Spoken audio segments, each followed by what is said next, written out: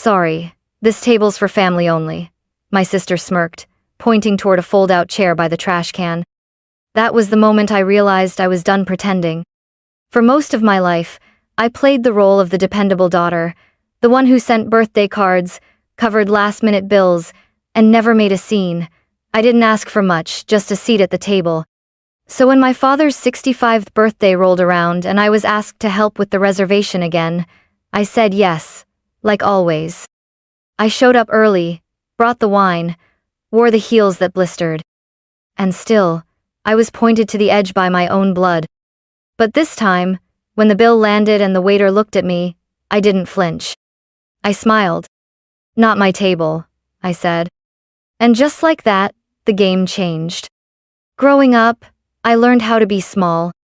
Not in ambition, I had plenty of that, but small in presence, quiet in conflict, easy to overlook. My older sister Vanessa was the bright one, the shining one. She won spelling bees, got the lead roles in school plays, and made friends out of thin air. My parents adored her sparkle. She's got that natural charm, my mom used to say, half apologetically, as if that explained why I was invisible in the same room. Me? I was the steady one. The one who got straight A's but never mentioned it. Who did the dishes before being asked? Who fixed her own flat tire at 16 and didn't make a fuss about it? I don't think my parents meant to forget me. They just didn't notice how often they did. Like when they framed Vanessa's graduation photos and forgot to print mine. Or when they asked her to make a toast at Thanksgiving and asked me to pass the gravy. And I went along with it, because asking for recognition felt like begging, and I refused to beg. Then came adulthood. I moved 3 states away, started my own small marketing firm, and built a life that didn't revolve around Friday dinners or family group chats. But I still visited. I still sent Christmas cards. I even helped cover my dad's car repairs last year when the transmission went out. Not because they asked, but because they assumed I would. And I did. Because some part of me still wanted to be seen not as the ATM, with good manners, but as someone they'd actually miss if she stopped showing up. So when Mom called a few weeks ago about Dad's 65th birthday dinner, I didn't hesitate. "Emily, sweetheart," she said in that overly sweet voice she uses when something's coming, "we'd love for you to come. It's going to be really special." "Of course," I said. "Just let me know the details." Then came the real ask. "We were wondering if you could put down the deposit just to hold the spot. It's at that place Dad loves, Rose, Ember." How convenient. I transferred the 1-0 that afternoon, and when I asked who else would be coming, she simply said, "Just family." That word used to mean something. I didn't know it yet, but this dinner would be the last time I ever asked for a seat at someone else's table. The night of the dinner, I arrived early like always. The restaurant, Rose, Ember, was bathed in soft amber lights and hushed jazz. The kind of place where menus didn't have prices and waiters wore earpieces. I had on a satin dress I hadn't worn in years, and a small gift box for Dad wrapped in navy paper. I told the hostess my name. She smiled and guided me up the stairs toward the private dining area.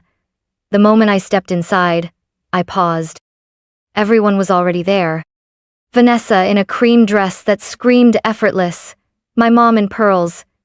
Dad was laughing at something a cousin said, his eyes crinkled with joy I hadn't seen in years.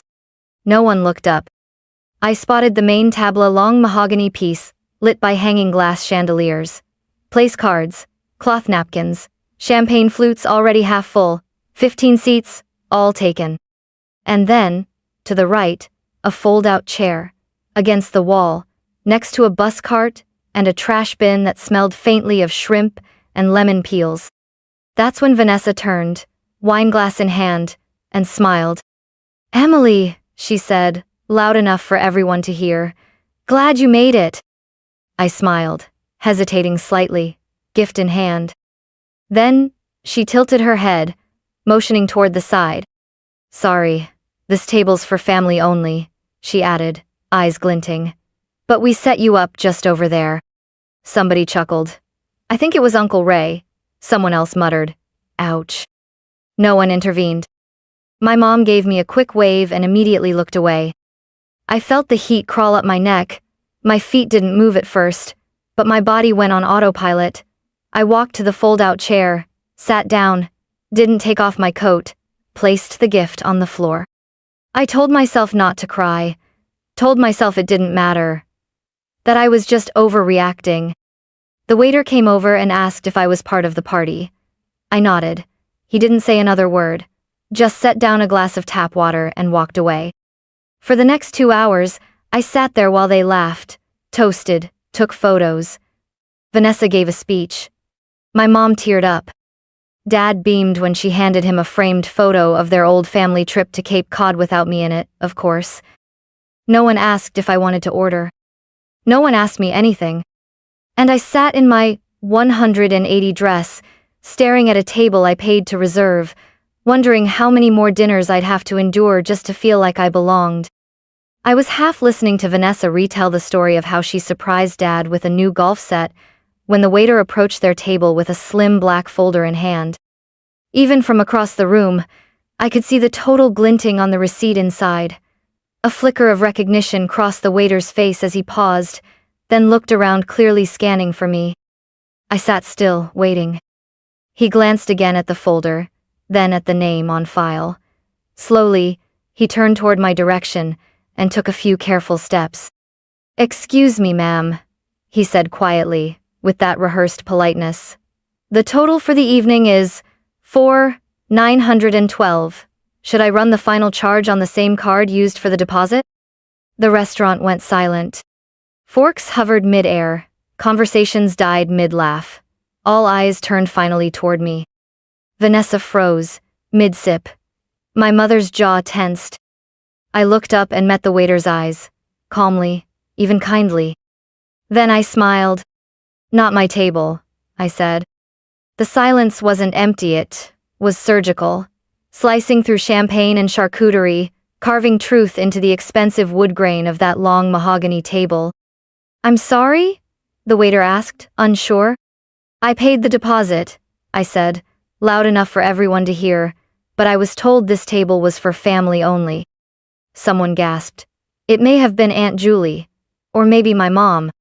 Vanessa's face turned the shade of a Pinot Noir stain. "Oh my God, Emily," she hissed, "don't do this." "I'm not doing anything," I replied. "I'm just following the seating arrangement." Dad cleared his throat, shifting in his chair. "Emily, honey, come on. You already paid half. Might as well just settle it."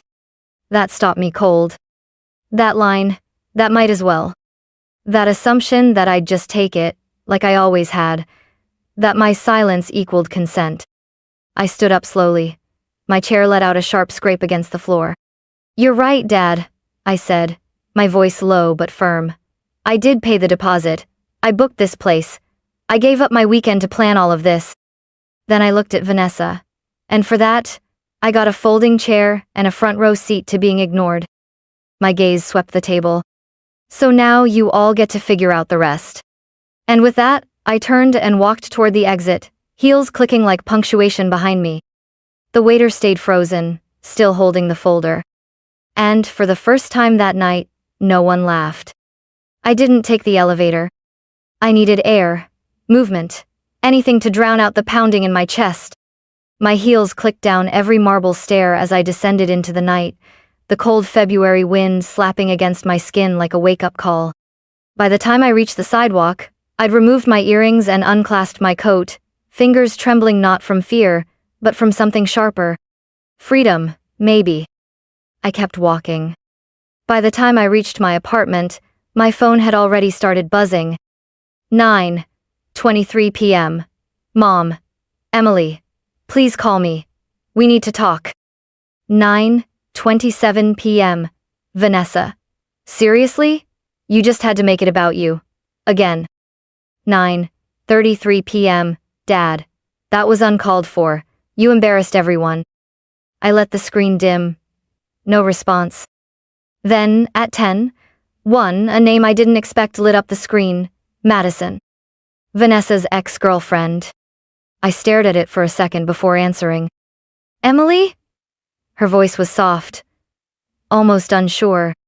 Yeah, hi. I leaned against the kitchen counter. I hope it's okay I called. I was at that dinner. I blinked. Wait, what? I came with Claire. Vanessa told everyone I was a friend from yoga, she said, with a dry laugh. Typical. What happened after I left? I asked. She freaked out, Madison said simply. Tried to act like it was a misunderstanding. Blamed the waiter. Blamed you for being sensitive. But her face, she knew. You humiliated her without even raising your voice. I didn't say anything. Look, Madison continued. I'm not calling to stir things up. I just wanted to say, I saw it. I've always seen it. Seen what? The way they treat you. Like you're just a financial buffer. A utility with a smile. And the way Vanessa talks about you, it's cruel, Emily. It's been cruel for years. I exhaled slowly. Why are you telling me this now? Because you walked out, she said. And they didn't expect that. I think it shook something. After we hung up, I stood in my kitchen for a long time, staring at the untouched bottle of wine I had brought to dinner. The gift box still sat in my purse. I hadn't even gotten a chance to give it to Dad. But now I realized it wouldn't have mattered. Because I could have brought gold and they still would have pointed me to the trash can. Only this time, I didn't stay there. I walked away. And apparently, I wasn't the only one who noticed. The next morning, the family group chat exploded. I hadn't heard a ping from that thread in months, except for the occasional blurry birthday cake or forwarded, good vibes only meme from Aunt Karen. But now, it lit up like fireworks. Mom, Emily, we really need to talk. You hurt your father. Please call. Dad, let's not make this bigger than it needs to be. Just apologize and we move on. Vanessa, you humiliated me in front of our entire family. I hope it was worth it. I didn't reply, not out of malice, just clarity. I had said what I needed to say, and for once, I wasn't going to clean up the mess they made. But Vanessa wasn't done. That afternoon, I received a voice note from her, laced with sarcasm and bitterness. I hope you're happy. You made Dad's birthday all about you. You always play the victim. Maybe if you weren't so cold, people would actually want you at the table. And that was it. That was the moment something inside me snapped not with rage, but with precision. I opened my laptop and found the email thread with the restaurant, pulled the deposit confirmation, the florist invoice, the digital receipt for the framed golf print I'd custom ordered for Dad, and the last-minute driver service I'd booked for my mother because she didn't want to deal with parking downtown. Then I composed a simple email. Subject: last night. To family group.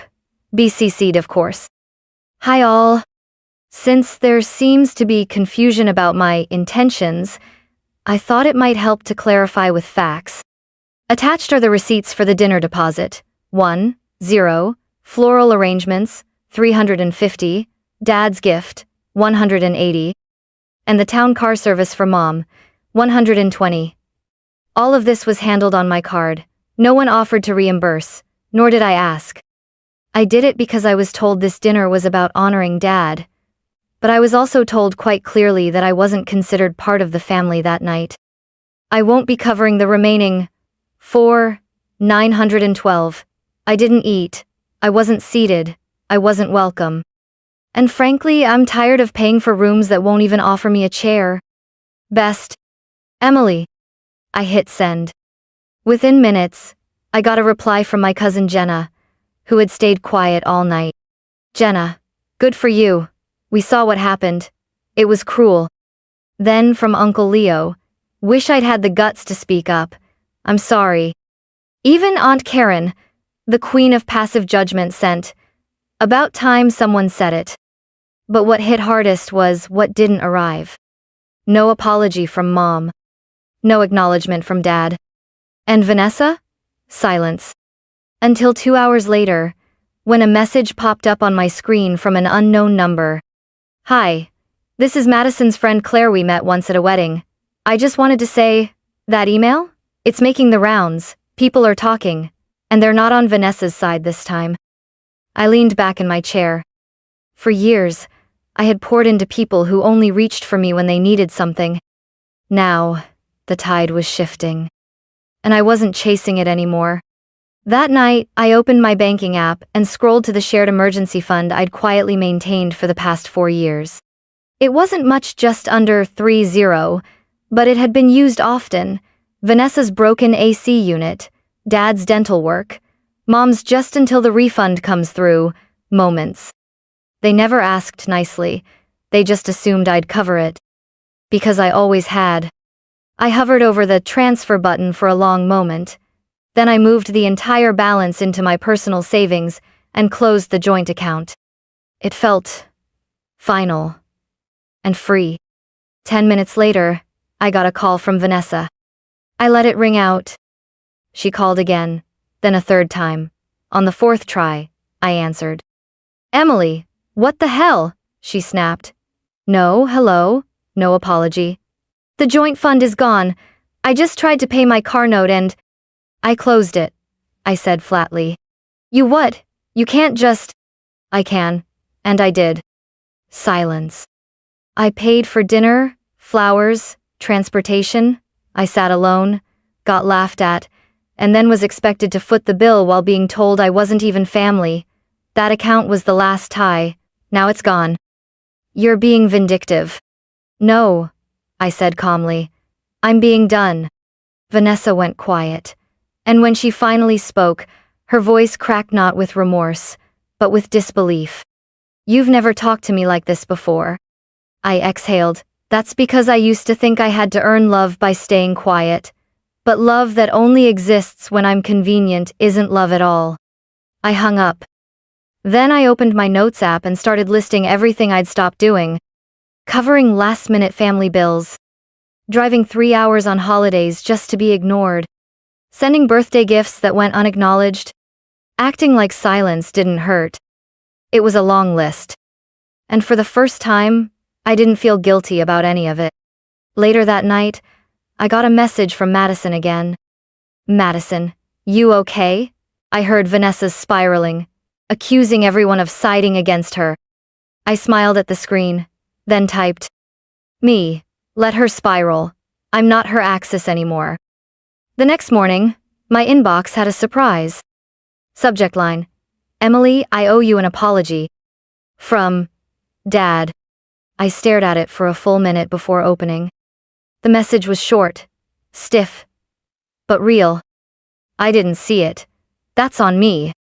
Your sister has always taken up all the air in the room. You just made it easy for us to ignore that. I'm sorry. If you ever want to talk, I'll listen. No excuses. Dad." I didn't cry. I didn't respond right away. But for the first time in my life, he didn't ask me to fix anything. He just took responsibility. And maybe that was the beginning of something new. Not a reunion, but a recognition. In the weeks that followed, I didn't hear much from my family. The group chat went quiet again. No forwarded jokes, no check-ins, no guilt-laced reminders about keeping the family together. And you know what? It was peaceful. I started waking up without checking my phone for another fire I had to put out. I cooked for one, lit candles while I worked, took long walks without telling anyone where I was. I started seeing a therapist not because I was broken, but because I was finally ready to stop pretending I wasn't hurt. We talked about boundaries, about conditional love, about how silence, too, is a form of communication, and how mine had always been taken for granted. I wasn't just healing, I was rebuilding. I finally booked that trip to Santa Fe I'd postponed twice to attend family functions. I walked the art markets in linen pants and drank coffee alone by sunrise, writing down all the things I thought I needed permission for. By day 3, the list included saying no without guilt, choosing solitude over forced obligation, cutting ties that only tighten when you struggle, creating a life that doesn't revolve around keeping others comfortable. One morning, as I scrolled through my camera roll, I came across a photo from Dad's birthday dinner. Not one that I had taken, but one someone else must have posted. the table elegant, gleaming, full of laughter. Except in the far background, slightly blurred, was me, alone in a chair, next to a trash can. Still in my coat. I stared at that image for a long time. It didn't hurt the way I thought it would. It confirmed something instead. That version of me? She showed up even when she wasn't wanted. She still brought the gift. She still smiled. But she's gone now. In her place is someone who doesn't ask to be seated, she builds her own table. The next week, I hosted my first dinner party in years. Just 6 people. No cousins, no aunts, no passive-aggressive siblings. Just my friends. My chosen people.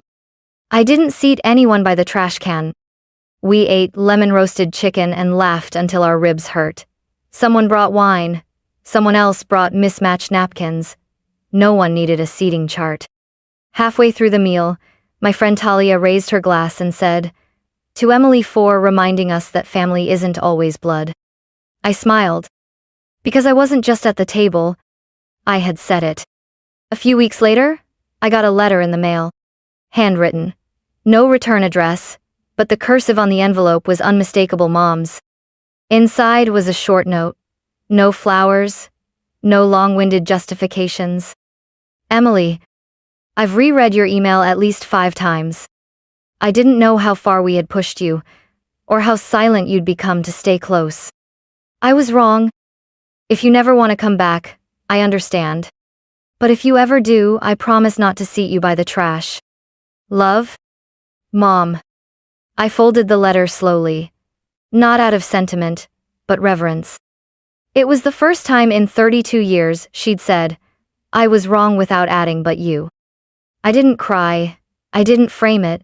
I didn't rush to reply. Instead, I placed the letter in a drawer beside my journal, closed it gently, and returned to my desk, where a hot cup of tea waited. That night, I opened a new document on my laptop and wrote at the top, "Rules for my table." I didn't mean a dinner table. I meant the one inside me, the place where I hosted my own worth, where I decided who got a seat and who had to stand outside. Rule 1. No one who makes you feel invisible gets to eat first. Rule 2. Love that comes with conditions isn't love, it's performance. Rule 3. Silence is not grace when it costs you your dignity. Rule 4. You don't need a chair at their table if you can build your own. I closed the laptop, exhaled, and felt something deep, almost imperceptible, unlock inside me. Piano loud, not triumphant, but rooted.